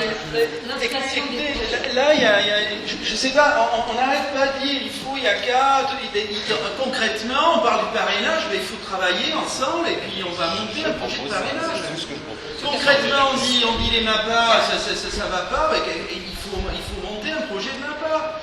Les concours ouverts, oui, mais c'est sans limite, ben donnons les limites à des concours ouverts. Putain, ça prend pas tant que ça, allons-y les mecs là. Non. Pourquoi tu nous engueules? Non, mais parce que on revient à chaque fois. Je pense qu'il y a moyen assez concrètement, assez rapidement, dans le cadre en plus d'un syndicat qui nous réunit ici, pour assez simplement monter des projets et les porter à la puissance publique ou enfin à la loi de telle sorte de changer les choses.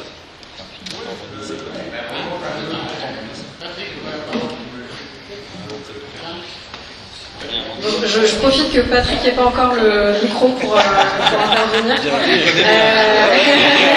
Non, pas encore, mais j'ai un pressentiment. Non, en fait, oui, évidemment, je ne vais pas revenir sur la question des concours ouverts, c'est tout un débat. Récemment, on a vu le système à Bruxelles de manifestation d'intérêt, où en fait, c'est donc un 1 à 4 maximum, avec motivation, description de l'expérience, c'est quoi l'équipe, voilà, pas de dessin. Et c'est 1 à 4. Ensuite, il y a une sélection des équipes qui sont amenées à proposer une offre, et toutes les équipes sont rémunérées. Alors c'est pas énorme, mais ça reste déjà, c'est pas gratuit. Et au moins, on part pas à 100 au charbon pour en avoir quelqu'un qui... Exactement. Ça, c'est tu décris le système français. Non. Non, nous on n'a pas accès. Non, en France on n'a pas. Non, il y a le dossier administratif, le fameux dossier administratif avec les 3 derniers chiffres d'affaires, les références, etc. C'est jamais le même format en plus, ça prend énormément de temps à monter les dossiers de marché public en France pour des jeunes agences parce qu'on n'a pas les moyens. Pas pour tout le monde, mais je pense pour nous c'est vraiment une grande part de notre temps, avec très très peu de résultats normalement finalement derrière. Donc c'est un grand sujet. Moi je suis personnellement pas du tout favorable à la question des concours ouverts parce qu'on continue à alimenter cette idée que l'architecte peut travailler gratuitement. Déjà qu'on a du mal à imposer le fait de dire à des promoteurs aujourd'hui qu'on ne fait pas de FESA gratuite, qu'on tient à être rémunéré au moins même 1 ou 2 jours de travail avec un coût journalier qui n'est pas extraordinaire, mais juste sur le principe d'être payé pour faire des faisabilités. Ils continuent à nous dire que non, tout le monde fait ça, c'est normal qu'on fasse des faisabilités, alors que voilà, finalement, ils choisissent d'autres architectes, etc. Donc, notre travail n'est absolument pas valorisé. Donc, je pense que mettre en place des systèmes de concours ouverts avec le nombre d'architectes en France et à Paris, en Ile-de-France, et le nombre de jeunes agences qui finalement vont répondre à ce genre de concours n'est absolument pas valorisant pour notre travail parce que c'est quand même beaucoup de temps et il faut arrêter de travailler gratuitement, je pense, et de dire que une jeune agence, c'est normal qu'elle travaille, c'est normal qu'elle passe du temps pour se faire des références. On a même des clients privés qui viennent nous voir, non mais on va vous payer très très peu parce que c'est normal, vous êtes jeune, donc ça vous donnera de la visibilité et ça vous fera des références. Et je pense qu'il faut arrêter avec ça. On n'a pas besoin de passer par ça pour... Le parrainage, d'autant plus le parrainage. Bravo. Si je peux dire quelque chose, complètement contradictoire avec ce que tu viens de dire, il faut quand même savoir que les concours n'existaient pas, pratiquement pas, avant le début des années 80. Il faut se rappeler de ça. Il y avait quelques concours ouverts, gratuits, etc., que quand on avait un petit peu de travail autrement, auquel on répondait, et puis de temps en temps on gagnait. En tout cas on s'amusait bien parce que ça nous changeait de l'ordinaire de ce qu'on faisait. Bon, c'était comme ça. Mais malheureusement pendant ce temps-là, c'était des architectes institutionnels bien assis pour des tas de motifs qui les avaient bien assis dans la commande publique. Bon, je ne citerai pas ces bonnes raisons-là, mais enfin, disons que toute la commande publique en particulier leur revenait. C'était comme ça. Et puis, ils étaient accessoirement maqués évidemment avec les grandes entreprises du bâtiment, ce qui faisait qu'on avait les lycées modèles, les hôpitaux modèles, les logements modèles, etc., qui étaient toujours faits par les mêmes. Architectes ou architectes, et oui, c'est l'ancien millénaire. Voilà, avec une architecture quand même qui était assez standardisée, quoi. Bon, et il a fallu quand même que la MIC, la Mission interministérielle pour la qualité des constructions publiques, existe, que des gens comme moi s'investissent vaillamment auprès de l'Éducation nationale et de la MIC, pour que, enfin, on fasse, à la place de ces commandes directes de lycées modèles ou d'hôpitaux modèles, qu'on fasse des concours. Bon, des concours, se posait la question que tout le monde se pose donc ici, gratuit, non, parce que quand même c'est du boulot, donc on va faire des concours sur invitation et qu'on va essayer de rémunérer. Au début, moi j'en ai organisé des dizaines de concours à l'Éducation nationale. Au début, il était clair qu'on demandait un travail léger. C'était une esquisse où on était capable, à condition d'avoir un bon jury, et pas n'importe quoi, un jury, avec un bon jury, on arrivait quand même, comme le concours qu'on a organisé sur le logement en question, on a été capable de dire vos 67 propositions. On n'est quand même pas des crétins, d'ailleurs vous pouvez aller regarder comment s'est passé le jury. Bon. Et du coup, des jeunes en particulier, puisqu'on sélectionnait le jury en question, sélectionner des gens, non pas seulement sur le fait qu'ils avaient déjà fait 25 lycées, mais aussi systématiquement, on prenait des gens qui avaient des petits dossiers sympas et qui n'avaient jamais fait de lycée de leur vie ou d'hôpital. Et puis, la maîtrise d'ouvrage devait payer. Ils se sont dit en même temps, parce que leur perte de savoir devenait quand même assez ahurissante, hein, et ça continue, cette maîtrise d'ouvrage public n'était plus équipée. Ils se sont dit, on veut en savoir plus pour choisir un projet qu'on va construire, qu'on va payer. Donc, on va demander plus, et puis APS, et puis bon. On a dénaturé totalement le sens des concours qu'on avait institués au début des années 80, ça c'est sûr. C'est comme ça, hein, et ça s'arrange pas. Évidemment, dans ce schéma-là, les jeunes qui sont arrivés à avoir de ces gros boulots sont devenus des mandarins à leur tour. Et Dieu sait s'il y en a du syndicat d'architecture de l'époque. On avait installé en 1978. Bon, c'est comme ça. On a cassé le monopole des grandes entreprises, qui avaient toutes ces rentes de situation. J'ai participé aussi directement à ça. Ils n'étaient pas contents. Hein, et regardez bien l'histoire. Ils ont repris le pouvoir. Comme toujours. Comme toujours. Ils sont aujourd'hui en plein pouvoir. Hein, conception, réalisation, après dans les PPP, les machins, etc.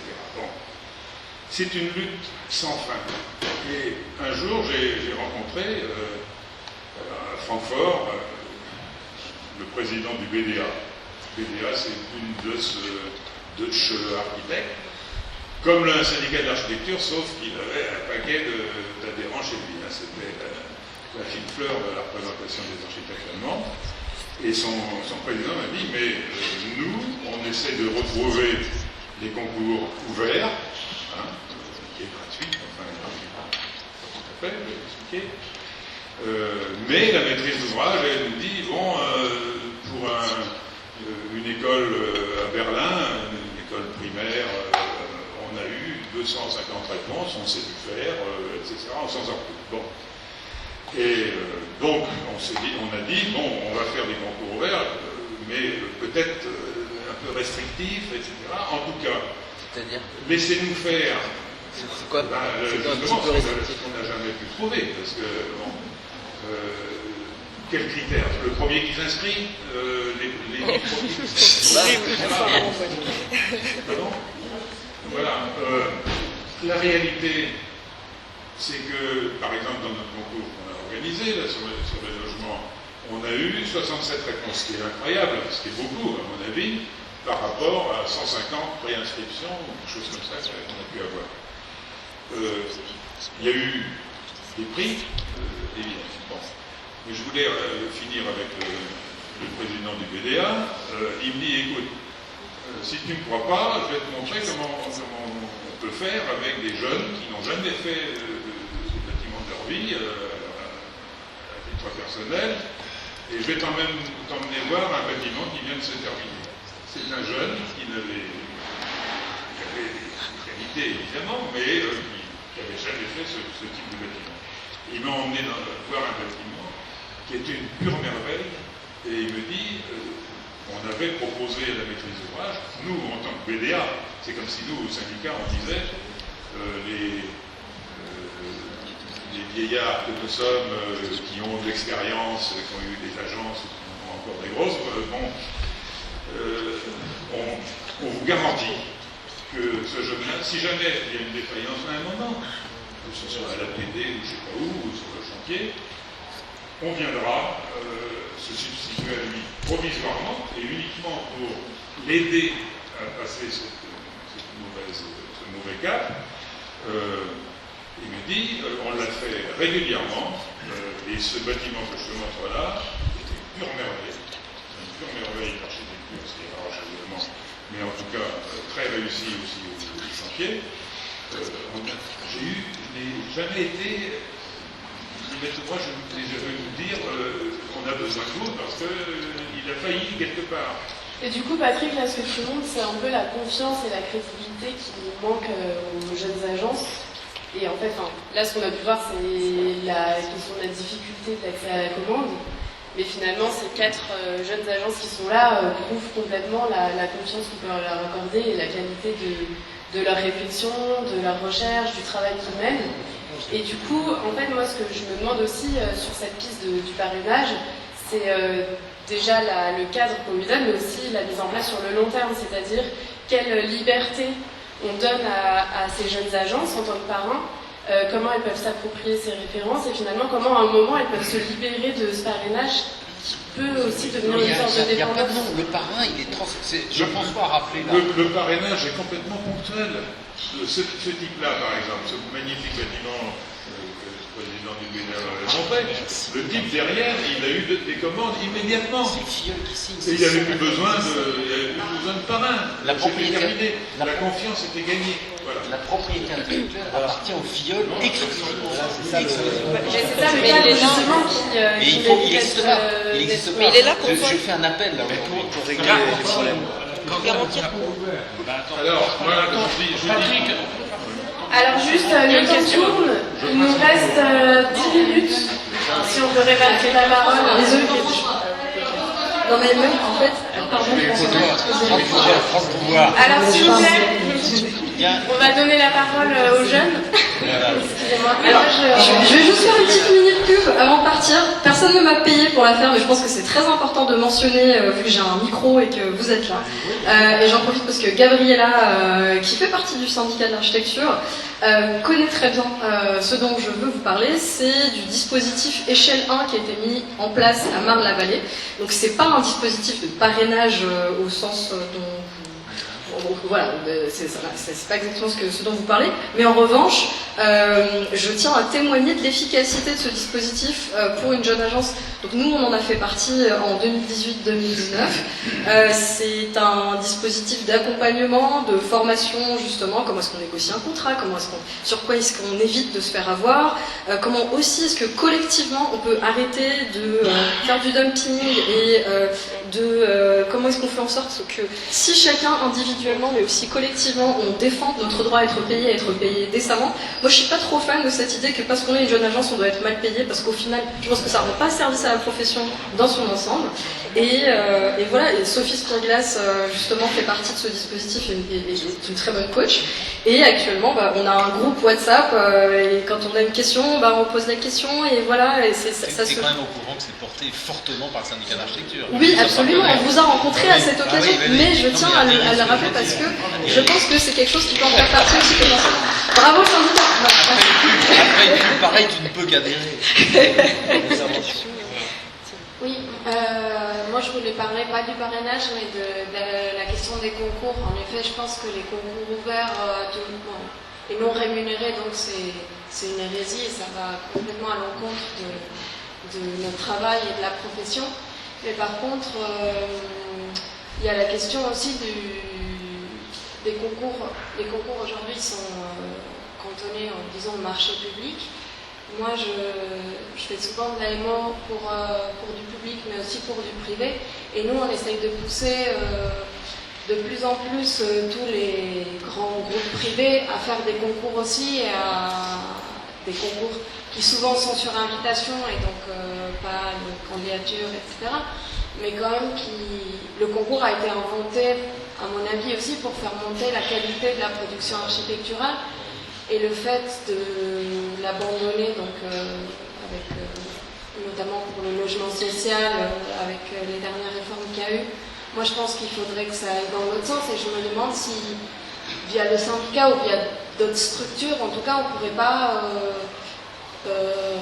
faire des choses, je ne sais pas exactement quoi, pour faire quelque part du lobbying auprès des maîtrises d'ouvrage en tout cas que les concours privés soient un peu plus... C'est pas cadré par une loi ou par un élément un peu législatif. Ce sera toujours... Alors, moi je trouve que pour pousser les privés à le faire, et souvent ils acceptent, il y a aussi une question d'image des entreprises et des grosses entreprises qui ne peuvent pas produire des bâtiments nuls aujourd'hui. Bon, ça dépend où, mais... Tous les promoteurs privés aujourd'hui font font. On leur impose les concours. Et ce que tu dis qui est important, c'est le concours a été inventé par la France, le concours à la française, terre d'Asie complète, ça a été le lieu du débat architectural à l'origine. C'est devenu le lieu de distribution de la commande. C'est ça le grand gap. Et aujourd'hui, tu as parfaitement raison, et en plus avec des valeurs géniales, ça redevient petit à petit le lieu de débat architectural, et c'est bien pour ça qu'on fait appel à des jeunes architectes, parce qu'on pense que les vieux cantons sont plus capables, qu'ils sont dans leur routine, et qu'on veut les booster via les jeunes. Donc, c'est pas vrai. C'est d'ouvrir simplement la commande. C'est d'ouvrir la commande, mais une commande de qualité. C'est-à-dire qu'il y a quand même beaucoup de communes, on parlait de Rennes ce matin, mais toutes les grosses villes, Nantes, Rennes, je ne parle pas de Marseille, Bordeaux évidemment, voilà, sont quand même dans une politique de qualité architecturale privée, j'insiste, privée, qui a complètement évolué depuis une dizaine d'années. Donc les AMO, c'est tu fais d'AMO pour du privé. Mais avec une maîtrise de marché derrière. Oui, du coup, j'en reviens un peu désigné aussi sur ce que concours ou parrainage, pas parrainage. Je pense que c'est un gros problème. C'est l'anecdote d'un copain qui est un HMO à la Villette où on a 300 personnes et un promoteur qui intervient, c'est pas mal. Le promoteur demande à l'Assemblée qui veut construire une école. Il y a 290 qui se lèvent.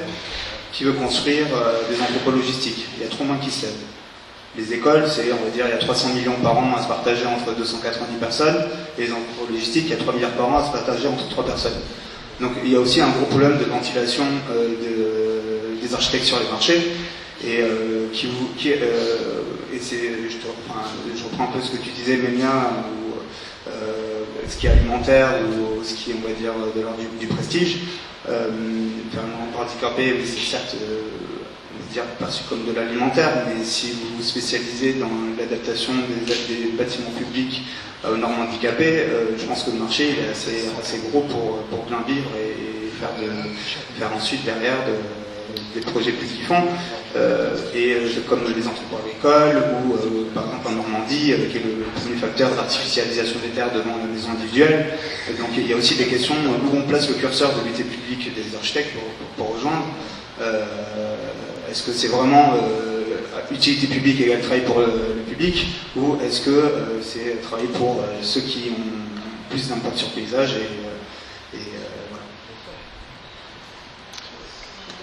Après, je pense, juste pour la question des promoteurs privés, moi je pense qu'il y a quand même un gros décalage, j'ai l'impression, de la profession de promotion immobilière ici en France. Je pense qu'ils sont complètement en décalage par rapport à la réalité aujourd'hui de notre pratique. Je pense que c'est dû aussi beaucoup à leur parcours, personnel. Je pense qu'il y a beaucoup de gens qui sont issus d'écoles de commerce, qui ne sont pas du tout issus de la filière classique de promotion immobilière comme on a pu en connaître avant. Et moi je suis à chaque fois sidéré au fait par le niveau de débat et de discussion qu'on peut avoir dans les réunions architectes-promoteurs.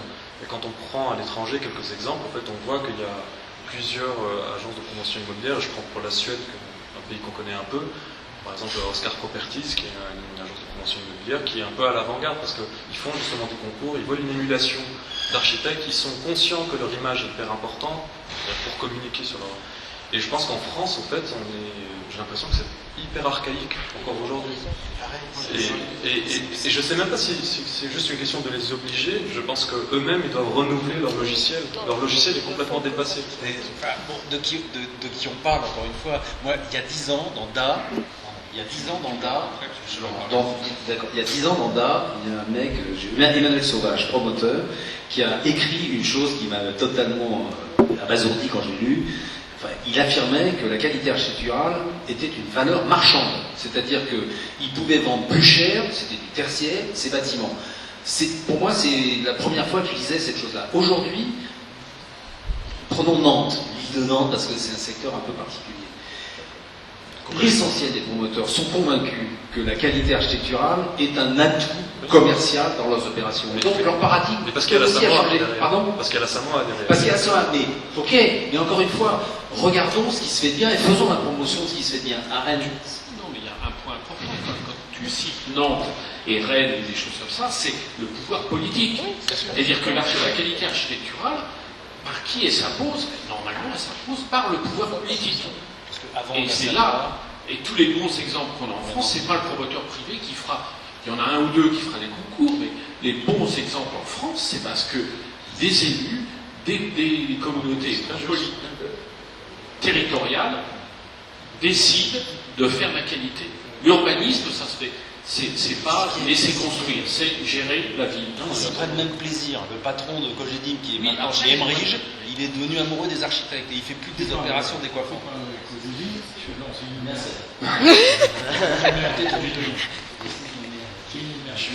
Alors, nous entrons dans un nouveau débat.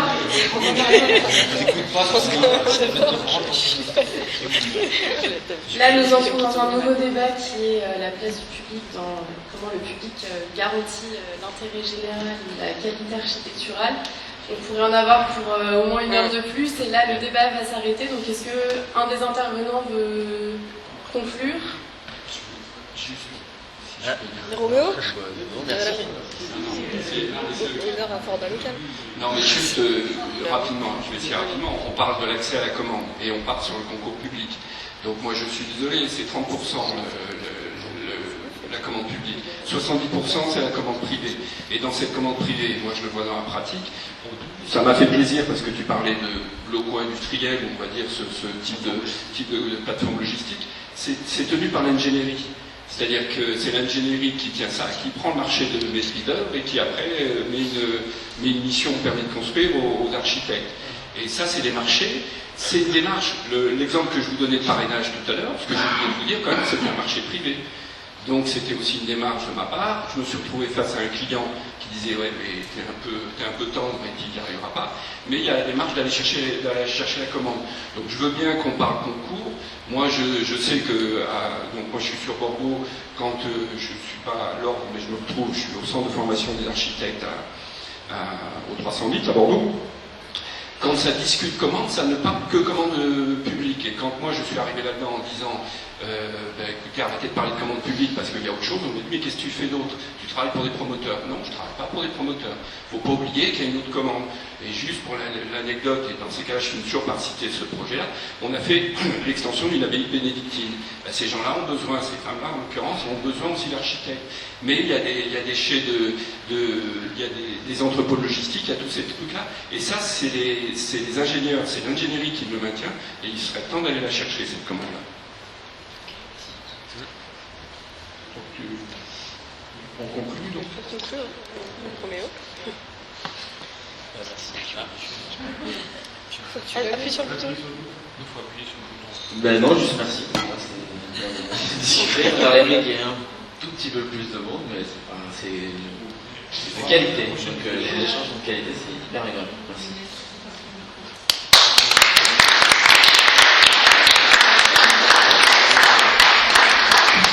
Merci aux trois autres agences. Une petite annonce non pas technique mais pratique. Les architectes inscrits à l'ordre ont besoin d'attestation de formation complémentaire.